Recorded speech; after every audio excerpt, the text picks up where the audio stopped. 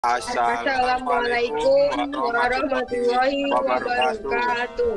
Perkenalkan, kami dari kelompok 1. Perkenalkan, nama saya Ayanu Sapita, nomor absen 1.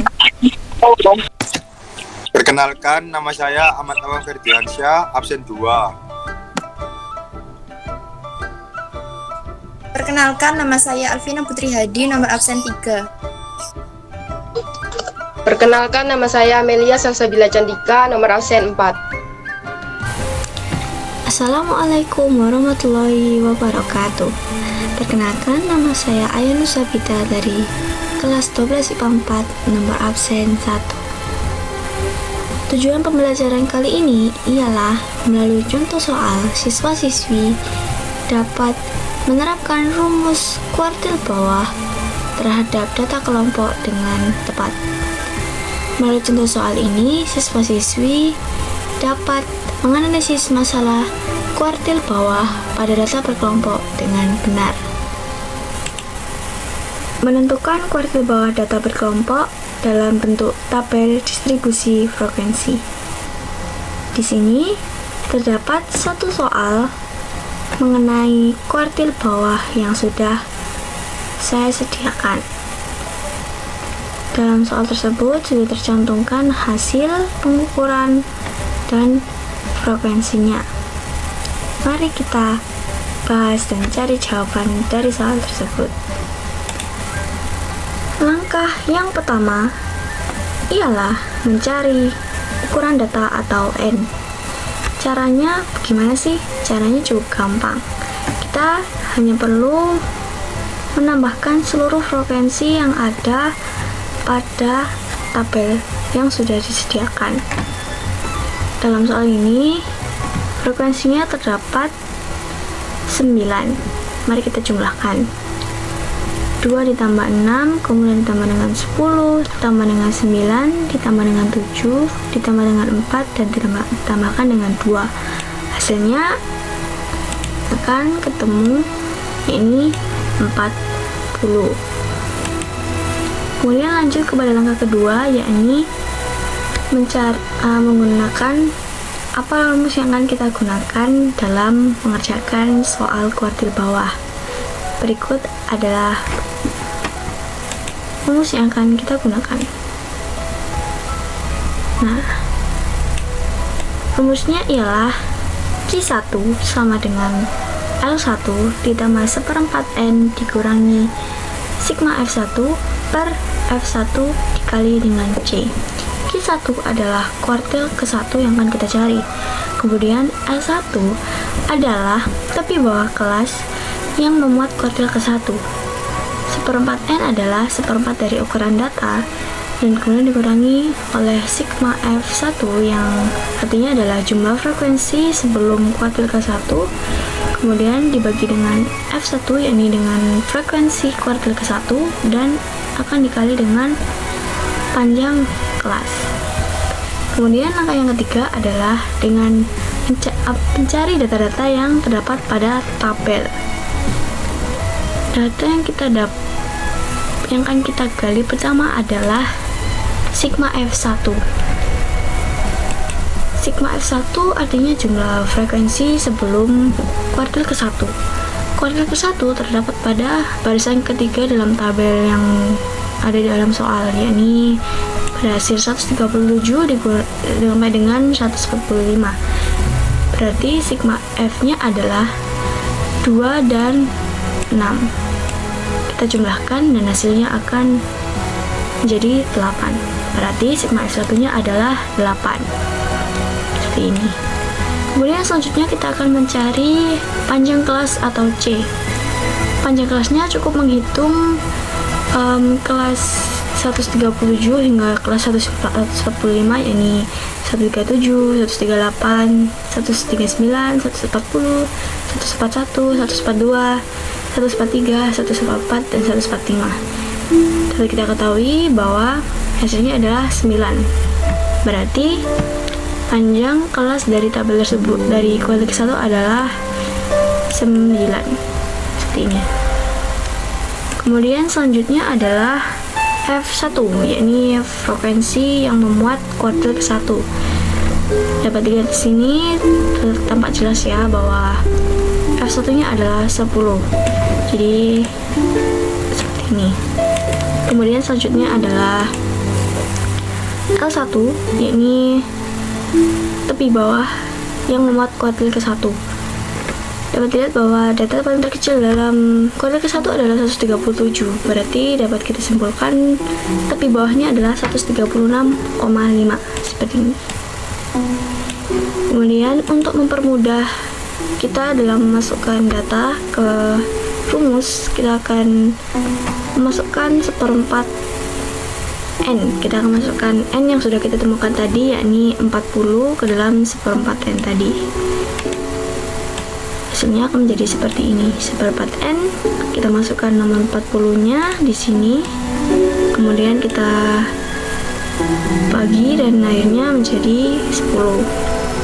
Itu adalah data-data yang dapat kita gali dari tabel soal tersebut.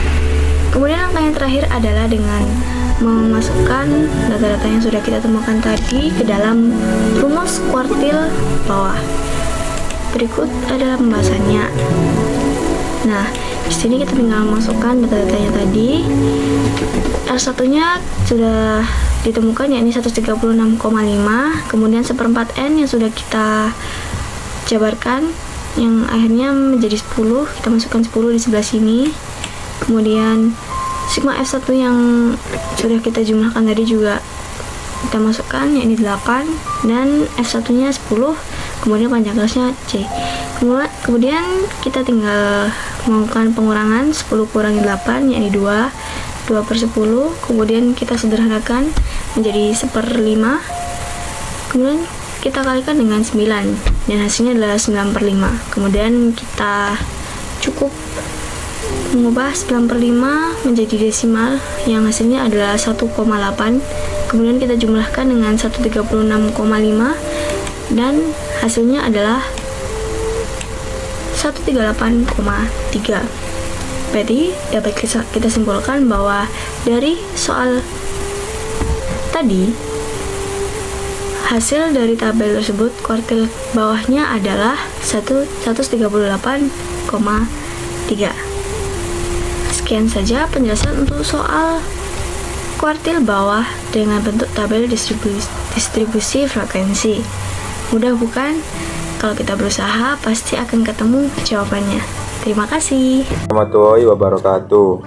Nama saya Ahmad Ferdiansyah, absen 2 dari kelas 12 IPA 4. Tujuan dari soal ini adalah melalui contoh soal, siswa-siswi dapat menerapkan rumus kuartil atas pada data kelompok dengan tepat. Ini kita akan menentukan kuartil atas data berkelompok melalui grafik histogram. Di bawah ini sudah saya siapkan salah satu grafik histogram. Kita akan melihat rumus dari kuartil atas. Rumusnya adalah Q3 sama dengan LQ3 ditambah 3/4 N dikurangi FKQ3 per FQ3 dikali P. Di sini LQ3 itu tepi bawah kelas kuartil. Terus 3/4 dari banyak data dikurangi frekuensi kumulatif sebelum kelas kuartil, jadi kelas sebelumnya. FQ3 itu frekuensi kelas kuartil dan P itu panjang kelas. Di sini kita akan lihat. Pertama-tama kita akan mencari intervalnya terlebih dahulu. Caranya adalah 3/4 dikali 40, di mana 40 itu adalah jumlah data yang ada. Nah, dari 3/4 kali 40 itu dihasilkan 30. Kita lihat di sini. Ini 2, ini 6, di sini 18, dan di sini 31. Maka intervalnya itu masuk ke dalam kelas yang keempat ini. Lalu kita masuk ke dalam rumus tadi. Diketahui LQ3-nya itu kan dari kelas intervalnya itu kan ini 85,5. Jadi kita masukkan di sini.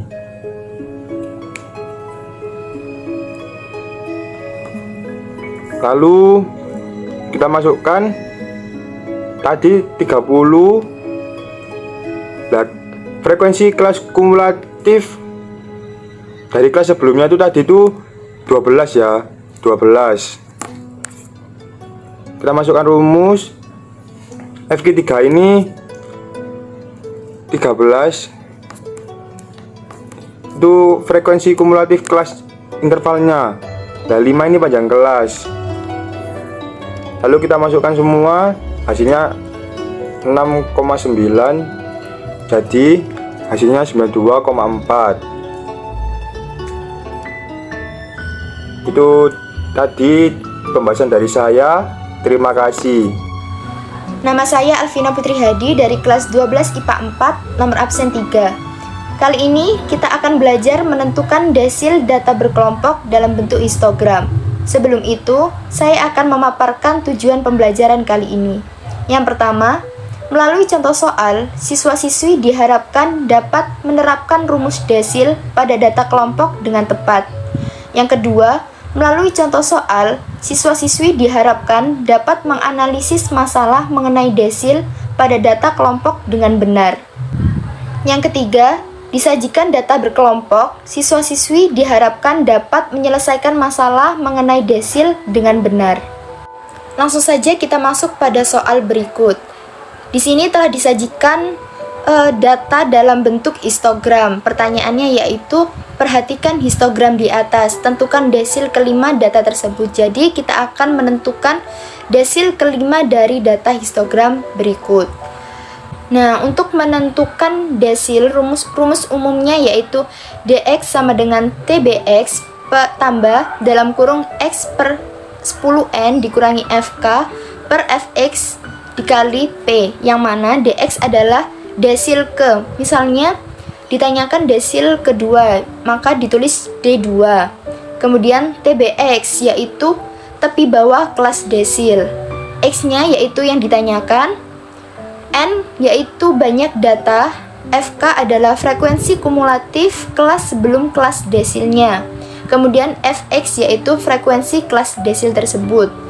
Kemudian P adalah panjang kelas. Nah, dari rumus umum tadi kita masukkan saja yang ditanyakan pada soal di atas, yaitu rumusnya menjadi desil kelima sama dengan tepi bawah desil kelima ditambah 5 per 10n dikurangi frekuensi kumulatif per frekuensi kelas desil dikali panjang kelas. Nah, pertama-tama kita harus mencari dulu unsur-unsur yang ditanyakan pada rumus ini. Nah, jika sudah diketahui rumusnya, kita cari dulu 5 per 10 kali N. Kita cari dulu N-nya. N adalah banyak data, jadi banyak data ini dapat diketahui dengan menjumlahkan setiap frekuensi pada kelas-kelas di atas, yaitu 2 ditambah 5 ditambah 8 ditambah 12 ditambah 6 ditambah 4 dan juga ditambah 3. Hasilnya yaitu N adalah 40. Kemudian kita masukkan ke 5 per 10 kali N, yaitu 5 per 10 dikali 40. Kita coret 4. 5 kali 4 yaitu 20. Kemudian kita cari frekuensi kumulatifnya dengan cara menambahkan frekuensinya. 2 ditambah 5 yaitu 7. 7 ditambah 8 itu 15. Kita cek. 15 ini ternyata masih belum mencukupi 20. Yang kita cari kan 20 ya. Kemudian kita tambahkan lagi 15 ditambah 12 yaitu 27. 27 ini sudah melebihi angka 20 tadi, maka kelas desilnya berada di sini.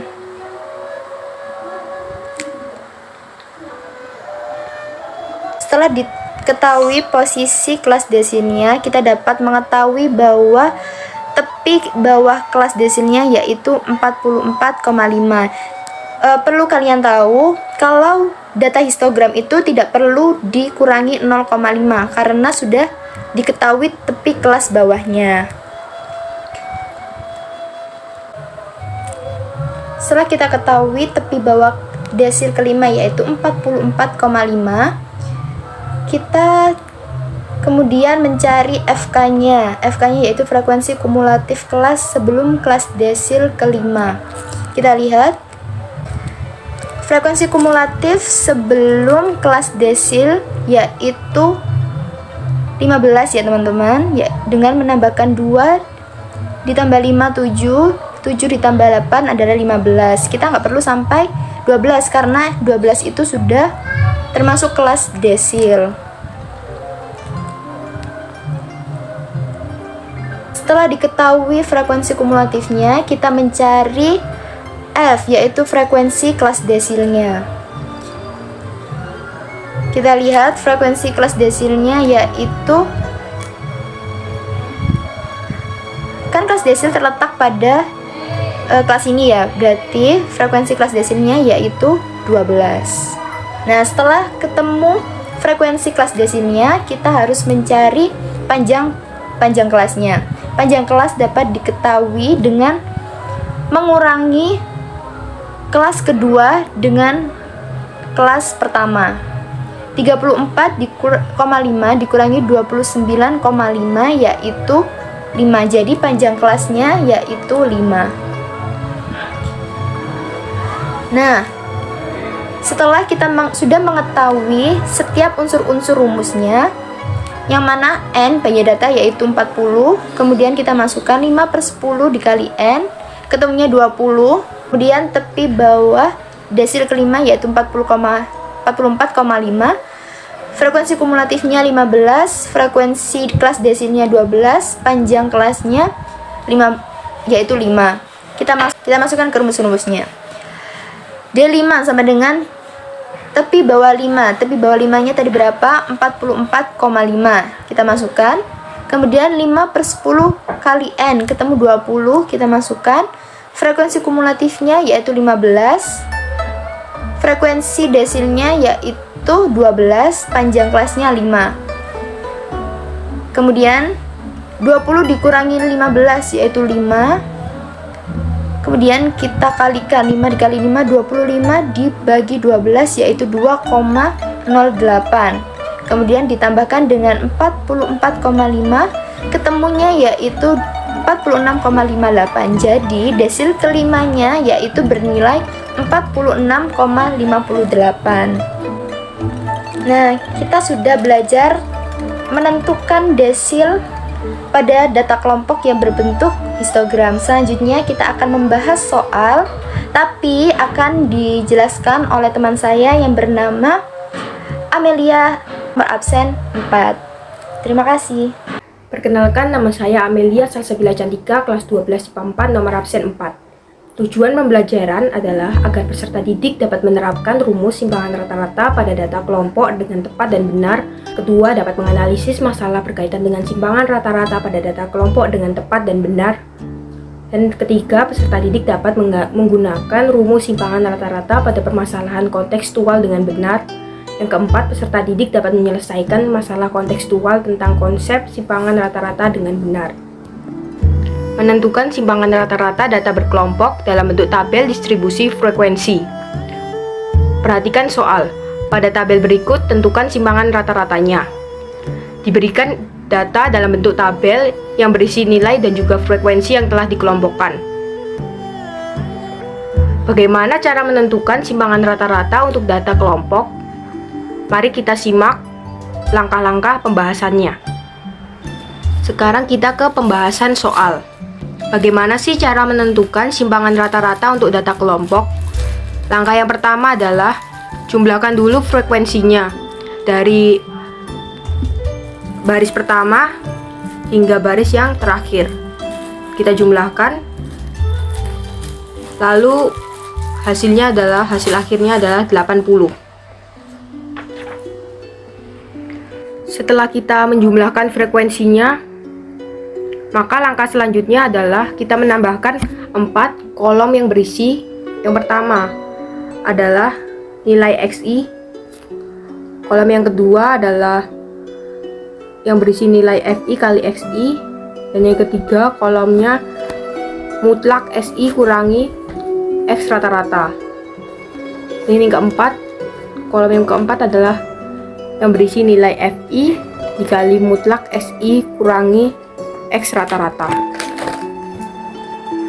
Setelah menambahkan 4 kolom tadi, langkah selanjutnya adalah menentukan nilai dari XI atau titik tengah. Bagaimana caranya? Caranya adalah perhatikan kolom bagian baris pertama, yaitu 30 sampai 39. Cara untuk menentukan XI-nya adalah 30 ditambah 39 dibagi dengan 2, hasilnya 35,5. Begitu juga dengan baris yang kedua, ketiga, dan juga keempat, dan seterusnya. 40 tambah 49 dibagi 2, hasilnya 45,5. 50 tambah 59 dibagi 2, hasilnya 5,5. 60 ditambah 69 dibagi 2, hasilnya 65,5. 70 ditambah 79 dibagi 2, hasilnya 75,5. 80 tambah 89 dibagi 2, hasilnya 85,5. Dan 90 ditambah 99 dibagi 2, hasilnya 95,5. Langkah selanjutnya adalah menentukan FI kali XI, kolom FI kali XI. Bagaimana cara menentukan kolom FI kali XI? Yaitu adalah frekuensi dikali dengan titik tengah. FI kali XI baris pertama, yaitu maka 3, FI nya 3 dikali dengan titik tengah SI baris pertama 35,5, hasilnya 106,5. Begitu juga dengan semua baris selanjutnya sampai baris yang terakhir, yaitu baris yang kedua 5 kali 45,5, hasilnya 227,5. Lalu baris yang ketiga frekuensinya 2 dikali dengan 55,5, hasilnya 111. Ini 13 kali 65,5, hasilnya 851,5. Lalu ini 25 kali 75,5, hasilnya 1087,5. 12 kali 85,5, hasilnya 1026. Dan yang terakhir adalah 20 dikali dengan 95,5, hasilnya 1910. Setelah diketahui semuanya, maka kita jumlahkan FI kali XI dari baris pertama sampai baris terakhir.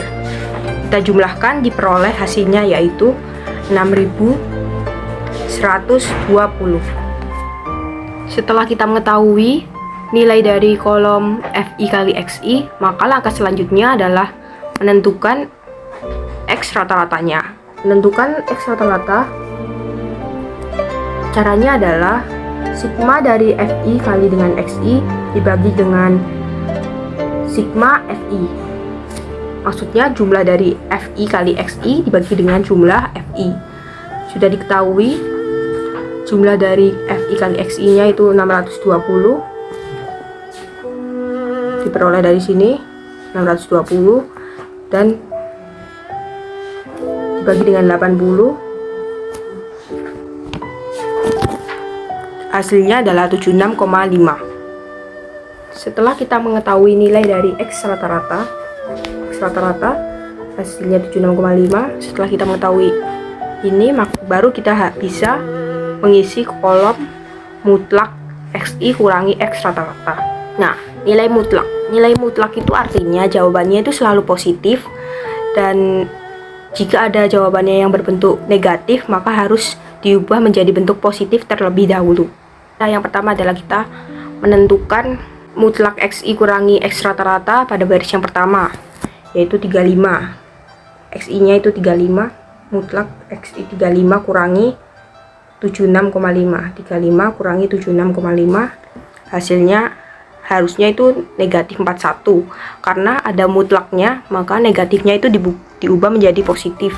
Hasilnya 41. Itu juga dengan baris selanjutnya sampai baris yang terakhir. Nah, ini 45.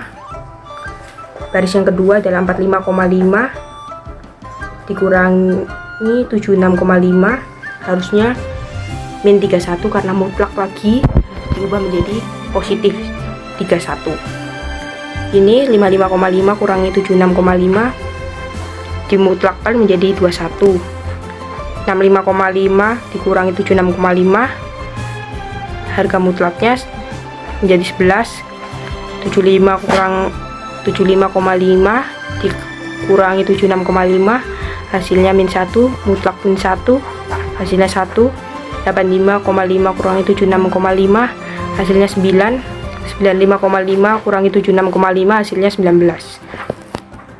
Setelah kita mengetahui kolom mutlak XI kurangi X rata-rata, maka kita ke kolom yang terakhir, yaitu FI kali mutlak XI min X rata-rata. FI kali mutlak XI min X rata-ratanya pada baris yang pertama, yaitu FI nya 3 dikali dengan mutlak XI min X rata-rata pada baris yang pertama, yaitu 41. Jadi 3 kali 41 sama dengan 123. Ini 5. Baris yang kedua 5 kali 31 hasilnya 155. 2 kali 21 hasilnya 42.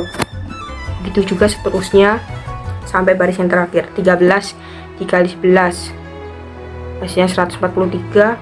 25 kali 1 hasilnya 25. Lalu ini 12 kali 9 hasilnya 108. Dan 20 kali 19 hasilnya 380.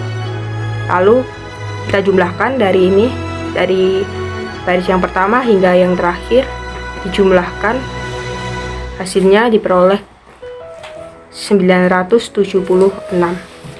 Setelah kita memperoleh nilai dari semua tabel, barulah kita bisa menentukan simpangan rata-ratanya. Bagaimana cara menentukan simpangan rata-rata?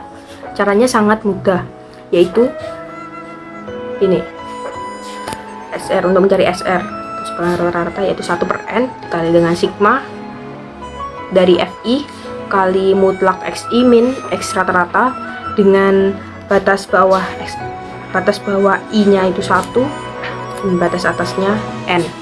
Langsung saja dimasukkan, jadi simpangan rata-ratanya adalah 1/80 dikali dengan jumlahnya, atau ini jumlah dari FI kali mutlak XI min X rata-rata.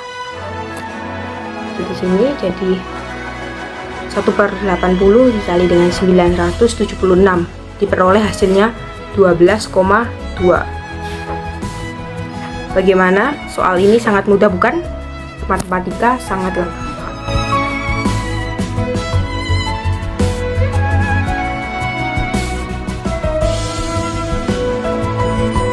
Wassalamualaikum warahmatullahi wabarakatuh.